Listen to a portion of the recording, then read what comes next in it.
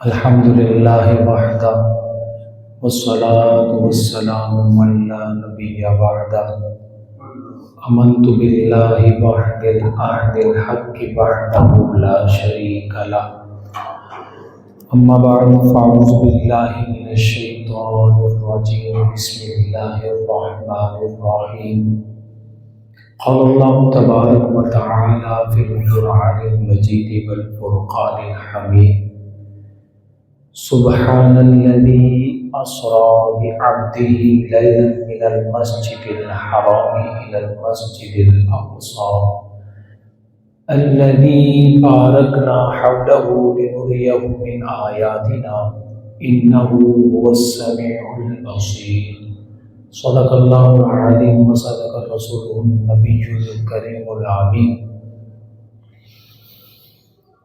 ان اللہ وملائکتہ یصلون علی النبی یا ایھا الذین آمنوا صلوا علیہ وسلموا تسلیما۔ کوئی زبان خاموش نہ رہے، بآواز بلند درود پاک کے گجرے میں چاول کیجیے۔ الصلاۃ والسلام علیک یا سیدی یا رسول اللہ وعلی آلک واصحابک یا سیدی یا حبیب اللہ۔ بابا سے بلند پیش کیجیے الصلاۃ والسلام علیک یا نبی اللہ وعلی آلک واصحابک یا سیدی یا نور اللہ۔ بلغ العلا بکمالہ کشف الدجی بجمالہ حسنت جمیع خصالہ صلوا علیہ وآلہ۔ سر عرش سے ہوئی طلب سوئے منتہا چلے نبی، سر عرش سے ہوئی طلب سوئے منتہا چلے نبی۔ کوئی حد ہے ان کے عروج کی، بلغ العلا بکمالہ کشف الدجی بجمالہ حسنت جمیع خصالہ صلو علیہ وآلہ۔ حمد و ثنا مالک کائنات رب ذوالجلال جل جلالہ وعتم برہانہ وعظم شانہ کی اپنی محبتوں، عقیدتوں اور مسرتوں کا خراج بارگاہ رسالت مآب نور مجسم شفیع معظم سرکار بنی آدم دو عالم امام الانبیاء محمد مصطفیٰ صلی اللہ تعالی علیہ وسلم کے دربار گہربار میں ہدیہ درود و سلام پیش کرنے کے بعد، محترم حاضرین اکرام اور سامعین حضرات، ہماری آج کی گفتگو کا موضوع معراج مصطفیٰ میں مشاہدات نبوی میں غافلین کا انجام۔ خلاق کے عالم سے دعا ہے کہ ہمیں ہر طرح کی غفلت سے محفوظ فرمائے اور اپنے فرما بردار بندوں میں شامل فرمائے۔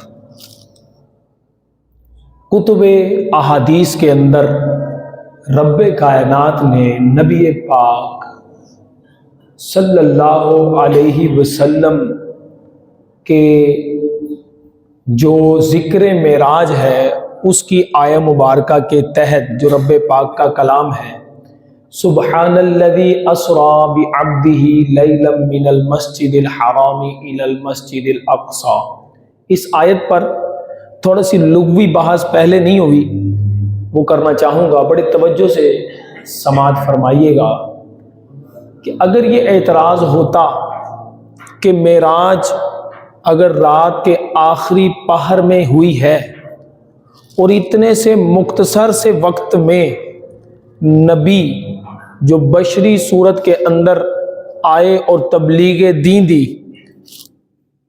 تو وہ کیسے ممکن ہے کہ اس قدر طویل سفر کہ ایک تو مسجد حرام سے مسجد اقصی تک کا ہو گیا، پھر مسجد اقصی سے سدرۃ المنتہا کا سفر ہوا، سدرۃ المنتہا سے کعبہ قوسین تک کا سفر ہوا، یہ کیسے ممکن ہو سکتا ہے؟ تو اس اعتراض کا جواب قرآن کے پہلے لفظ سے ادا کیا گیا ہے، یعنی قرآن پاک کا 15واں پارہ اگر ہم کھولیں، جیسے ہی سورہ بنی اسرائیل کا آغاز ہوتا ہے تو ذہنوں میں پیدا ہونے والا سوال، اس کا ازالہ اس لفظ سے ہو جاتا ہے سبحان الذی۔ نبی پاک صلی اللہ علیہ وسلم کو یہ سفر کروانے والی ذات ہر عیب اور نقص سے پاک ہے، وہ سب طاقتوں سے بڑھ کر طاقت رکھنے والی ہے، وہ کوئی عام ہستی نہیں، وہ رب کائنات کی ذات ہے۔ تو لہٰذا اس ذات کی قدرت پر یہ اعتراض ہوگا، تو لہٰذا کائنات کے اندر کوئی بھی مذہب ہو وہ اللہ رب العزت کی قدرت میں شک نہیں کرتا، وہ اللہ تعالیٰ کی طاقت میں شک نہیں کرتا۔ تو اس لیے اگر کوئی بندہ شیطانیت کا مارا ہوا اس طرح کا اعتراض کرتا بھی ہے کہ یہ معراج نہیں ہوئی، اس کے لیے قرآن کا پہلا لفظ ہی کافی ہے کہ بھئی اللہ فرما رہا ہے سبحان، پاک ہے وہ ذات جو اپنے بندہ خاص کو لے کر جا رہی ہے۔ سوئے عرش سے ہوئی طلب، سوئے منتہا چلے نبی، کوئی حد ہے ان کے عروج کی، بلغ العلا بکمالہ۔ تو اللہ رب العزت نے آگے ارشاد فرمایا الذی اسریٰ۔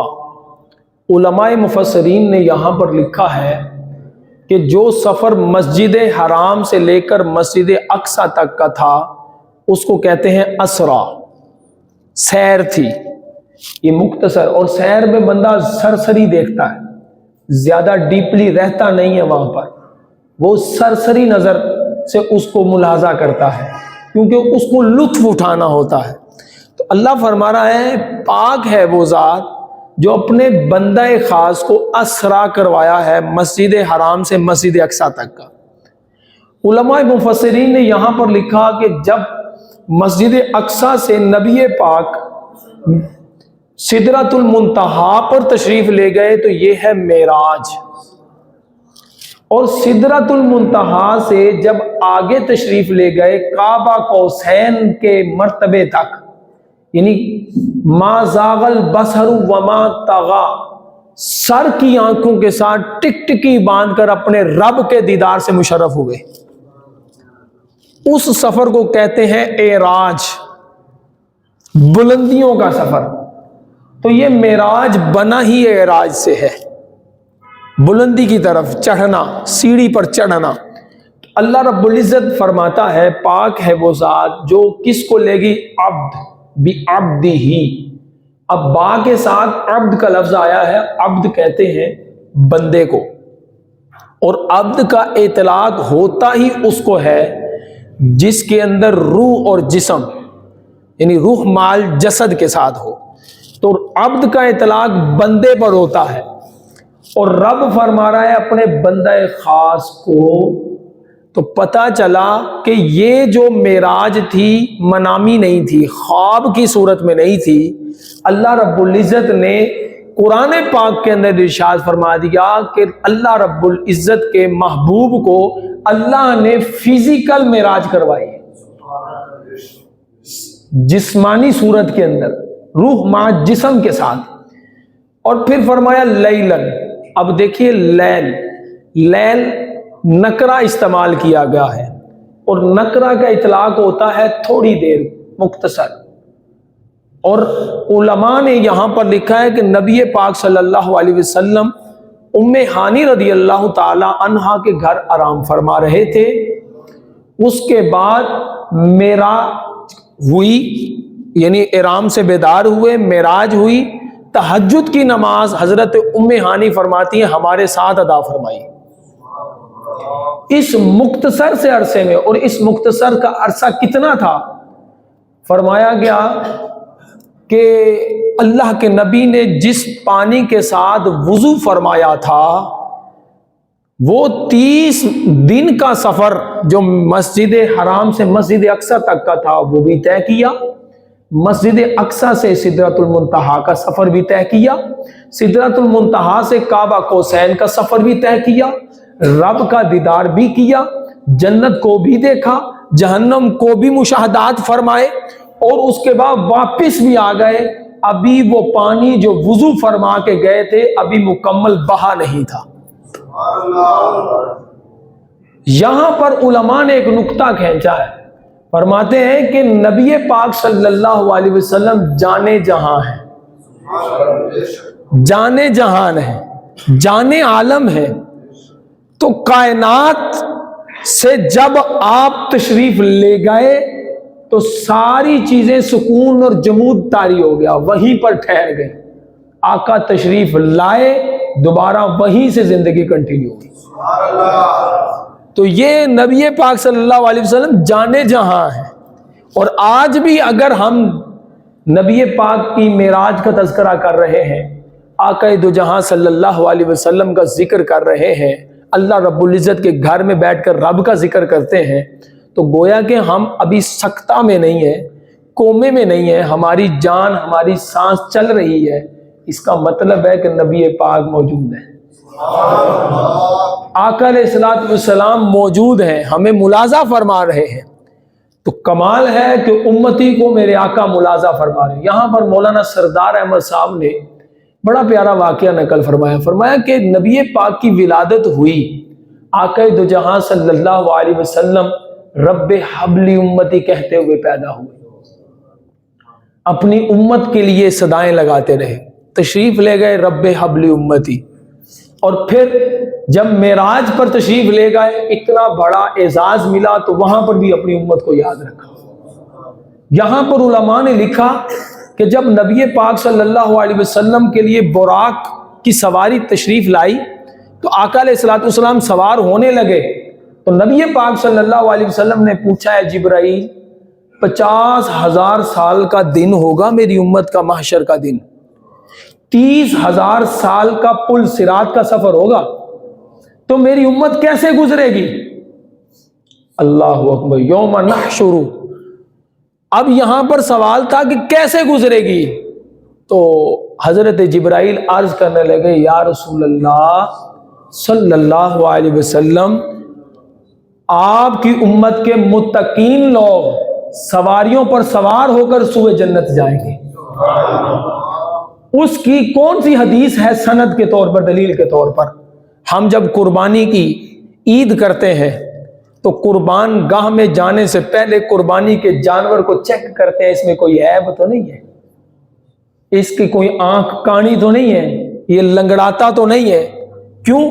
کیونکہ قربانی کے جانور ایک روایت کے مطابق یہ کل کو قبول ہو جاتے ہیں تو جنتیوں کے لیے سواری کا باعث بنیں گے، وہ سواری کر کے ان کے ذریعے جنت میں جائے گا۔ تو یہاں پر غلام حسن قادری صاحب نے شرح کلام رضا کے اندر بڑا پیارا نقطہ نقل فرمایا، فرماتے ہیں جب قربانی کا جانور اللہ کے ہاں دینا ہے، کیونکہ کل کو اس نے اپنے سوار کو تلاش کر کے اس کو سوار کرنا ہے، کل کو اس نے اپنے سوار کو تلاش کر کے اس کو اپنے پیٹھ پر سوار کر کے سوئے جنت لے کر جانا ہے۔ اور یہ کمال کے جانور ہیں کہ رب کی راہ میں دنیا میں قربان ہوتے ہیں، قبول ہو جاتے ہیں، اور جن کی قبولیت ہو جائے ابھی خون کا قطرہ زمین پر نہیں گرتا، اللہ تعالیٰ قربانی دینے والے کے جانور کے صدقے اس کے گناہ معاف فرما دیتا ہے۔ تو یہ جانور کانا ہو تو وہ رب کی بارگاہ میں قبول نہیں، تو مرزا احمد قادیانی کانا نبی کیسے بن سکتا ہے؟ یعنی جب قربانی کا جانور، اور جانور کی کیا حیثیت ہوتی ہے، وہ کانا نہیں رب کی بارگاہ میں قبول، تو بتاؤ نبی اپنے آپ کو بے ساختہ، اپنے آپ کو کہنے والا، نعوذ باللہ ذالک، کانا، اور پتہ بھی لکھا بھی سب نے دے، تصویریں بھی وائرل، کانا ہے، تو کیسے نبی ہو سکتا ہے؟ کو پھر کہا گیا کل روز محشر وہ جانور اپنے سوار کو تلاش کرے گا، اگر جس نے قربانی کانے کی دی ہوگی تو وہ اس کی کانی والی سائڈ پہ آ جائے تو وہ کیسے تلاش کر سکے گا اپنے سوار؟ تو پھر تو کانا مرزا قادیانی ہے ہی کانا، وہ کیسے نبی بن سکتا ہے؟ تو یہ تو بہت ہی بڑی بلنڈر ہو گیا نا کہ اس امت کے اندر بعض ایسے لوگ ہیں جو پہلے فتنہ گڑتے ہیں، پھر پہلے کہتے ہیں قرآن و حدیث سے ہی سیکھو ڈائریکٹ، پھر جب قرآن و حدیث پر آتے ہیں پھر جناب لوگوں کو جب 4 اس کے پیروکار بن جاتے ہیں تو پھر وہ نعوذ باللہ یا تو فرعون بن جاتا ہے یا خدائی کا دعویٰ کر کے دین اکبری نہیں آتا ہے یا پھر خود ہی نبی بن جاتا ہے. تو یہ جہالت کے پیش نظر ہوتا ہے. تو یہ ایک اور طرف نکل گیا. لیکن ہمارا موضوع تھا مشاہدات معراج نبوی میں غافلین کا انجام. مسند بزاز کی روایت میں آپ کے سامنے رکھ رہا ہوں. اس سے پہلے قرآن پاک کی آیت کا ترجمہ کرتا ہوں. فرمایا لِنُرِيَهُ مِنْ آیاتنا، تاکہ ہم ان کو دکھائیں اپنی نشانیاں. یعنی یہ طے تھا کہ اللہ کے نبی کو رب مشاہدہ کروائے گا، جنت کا بھی جہنم کا بھی، اور پھر جنتیوں کی سب سے بڑا انعام اپنا دیدار بھی، اور پھر دیدار کے ساتھ ملاقات بھی، اور ملاقات میں رب نے تحائف بھی دیے. یہ ہم نے معراج کی رات میں کچھ اس کے مختصر سا بیان کیا. لیکن اب میں آپ کے سامنے مسند بزاز کی حدیث مبارکہ 95-18 اس روایت کو پڑھتا ہوں. اس میں کچھ تذکرہ ہوا. غافلین میں بے نمازی بھی آ جاتے ہیں، امانت میں خیانت کرنے والے بھی آ جاتے ہیں، غیبت کرنے والے، بےزتی کرنے والے بھی آ جاتے ہیں، اور سود خور بھی آ جاتے ہیں، اور اس کے ساتھ ساتھ زانی اور بدکار لوگوں کے بارے میں اور بھی بڑی طوالت کے ساتھ یہ روایت ہے. لیکن میں اس کا مختصر خلاصہ آپ کے سامنے رکھتا ہوں. اللہ کے نبی علیہ السلام نے فرمایا جب معراج کی رات آپ تشریف لے گئے اور آپ نے جہنم کو آپ کو پہلے سے ملاحظہ کروایا گیا کہ یہ معاملات آپ کی امت کے گناہ گاروں کے ساتھ ہو سکتے ہیں، اور ان کو کیسا پایا. اب یہ غور سے سننے والی بات ہے. اور میں ثم اوتی علی القوم، نبی پاک فرماتے ہیں میں پہلے ایک ایسی قوم سے گزرا، اس کے پاس سے گزرا، تردہ رؤوسہم بالصحرا، فرمایا اس قوم کے سر پر فرشتے بڑا سا پتھر لے کر اس کے سر پر مارتے، اس کا سر کچل دیا جاتا،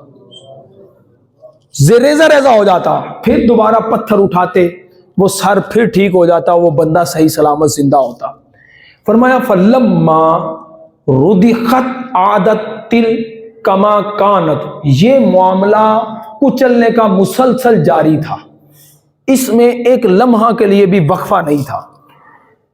قال یا جبرائیل من ہؤلاء، اے جبرائیل یہ کون لوگ ہیں جن کے ساتھ یہ معاجرہ کیا جا رہا ہے، یہ معاملہ پیش کیا جا رہا ہے. فرمایا قال ہؤلاء الذین، فرمایا یہ وہ لوگ ہیں تساقلت، فرمایا ان کے لیے رؤوسہم عن الصلاۃ، ان کے سروں پر نماز پڑھنا بھاری ہوتا تھا. یعنی نماز پڑھتے ضرور تھے لیکن بوجھ سمجھتے ہوئے، پڑھتے ضرور تھے لیکن پریشان ہو جاتے تھے، یار اب یہ بھی کرنا پڑے گا. اب اس سے وہ درس عبرت پکڑے جو نماز سرے سے نہیں پڑھتے. اللہ کے نبی علیہ السلام تشریف لائے تو اپنی امت کو یاد رکھا، معراج کی رات اپنی امت کو یاد رکھا. مولانا سردار احمد صاحب فرماتے ہیں ہم یہ ضرور نعرہ لگاتے کہ غلامی رسول میں موت بھی قبول ہے، اور اگر نبی پاک ایک مرتبہ بھی ہمیں امتی کہتے نا تو ساری عمر ہم یا رسول اللہ کہتے رہتے، تو پھر بھی وہ شکرانہ ادا نہیں ہونا تھا. لیکن نبی پاک ہمیں وقت ولادت بھی نہ بھولے، معراج کی رات ملاقات خاص میں بھی نہ بھولے، اور وقت رخصت بھی نہ بھولے. امتی 50 سال کا بھی ہو کر سجدے کی طرف نہیں آ رہا. فرمایا اس کا انجام ہے یہ کہ جو نماز دیر سے پڑھتا، للمصلین الذین هم عن صلاتهم ساہون، فرمایا یہ ویل نامی وادی ان کے لیے جو اپنی نماز سے بھولے بیٹھے، وقت گزار کر نماز پڑھتے. اب ہمیں غور کرنا ہے. آگے ایک عذاب کا اور ذکر ہے. بعض لوگ امانت میں خیانت کرتے ہیں، مل جائے نا جب دینے کی باری آتی ہے تو ٹال مٹول سے گزارا کرتے ہیں. ایسے لوگوں کے بارے میں نبی پاک نے کیا پایا؟ ثم اوتی علی الرجل قد جمع حزمة عظیمة آقا فرماتے میں ایسے شخص کے پاس سے گزرا جس کے پیچھے بہت بھاری گٹھری تھی، ایک بھاری گٹھری اٹھائی ہوئی تھی اور اس سے ہلا نہیں جا رہا تھا، چلا نہیں جا رہا تھا۔ فرمایا لا یستطیع حملها، وہ اس کا بوجھ برداشت نہیں کر سکتا تھا، استطاعت نہیں رکھتا تھا۔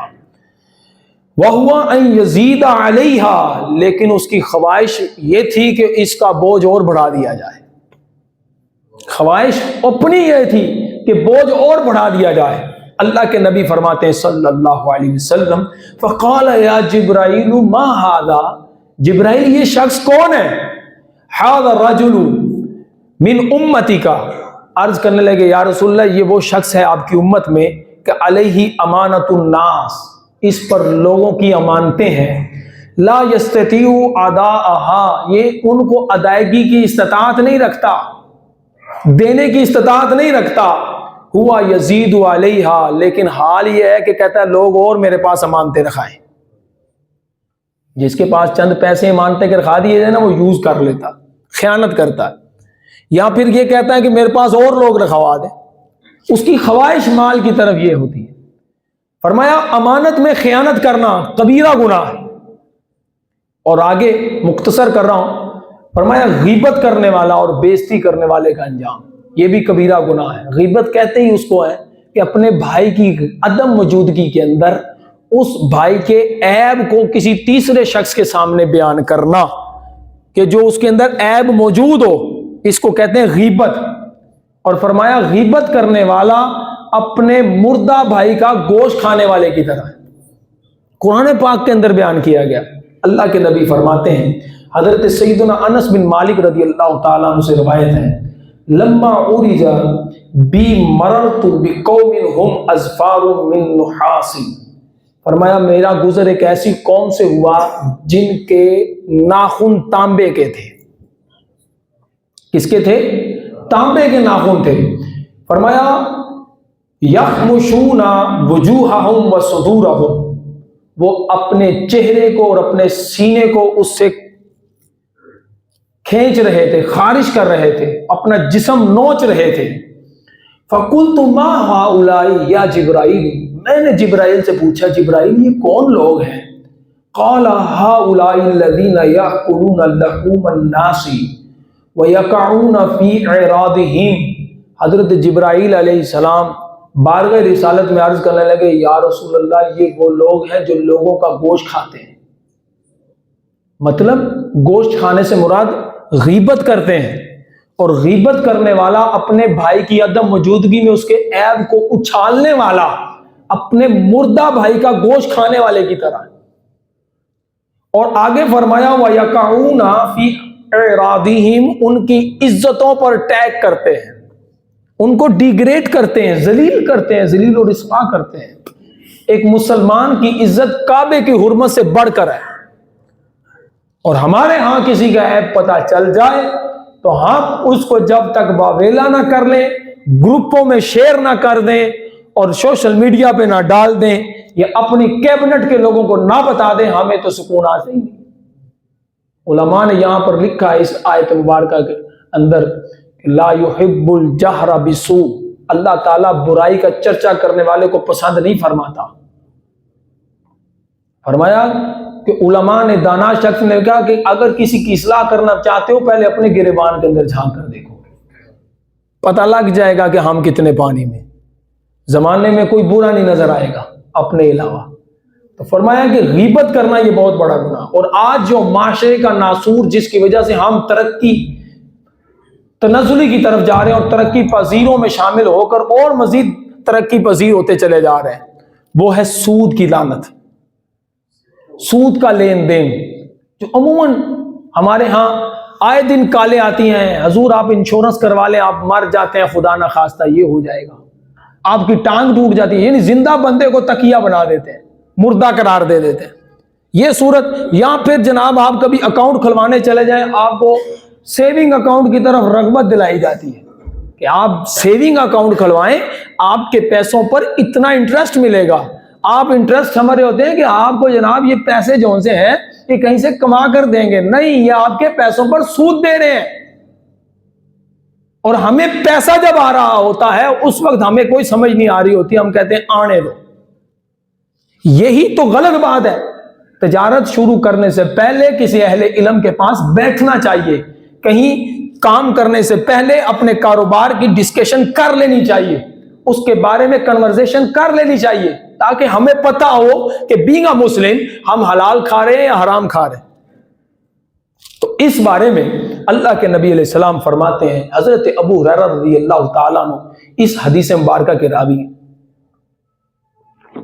فرماتے ہیں انتہیت الی السماء السابعہ، جب میں 7ویں آسمان تک پہنچا، فنظرت فاذا انا فوقی برعد وصواعق، فرمایا پس میں نے دیکھا کہ میرے اوپر ایک کڑک چمک کی بجلی ہے۔ نبی پاک معراج کا تذکرہ فرما رہے ہیں، 7ویں آسمان پر گیا تو مجھ پر اوپر چمک تھی، کڑک اور چمک کی بجلی تھی۔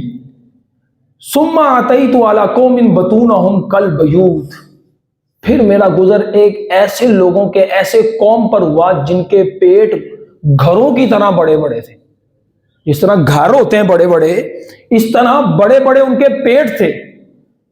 فیہا الحیات تری من خارج بطونہم، اور ان کے اندر بڑے بڑے اژدہا سانپ تھے کہ جو باہر رہنے والوں کو بھی نظر آ رہے تھے، اس قدر بڑے سانپ تھے جو ان کے ڈنگ مار رہے تھے۔ فقلت من ہؤلاء، میں نے پوچھا جبرائیل یہ کون لوگ ہیں؟ قال ہؤلاء اکلۃ الربا، فرمایا یہ سود کھانے والے ہیں۔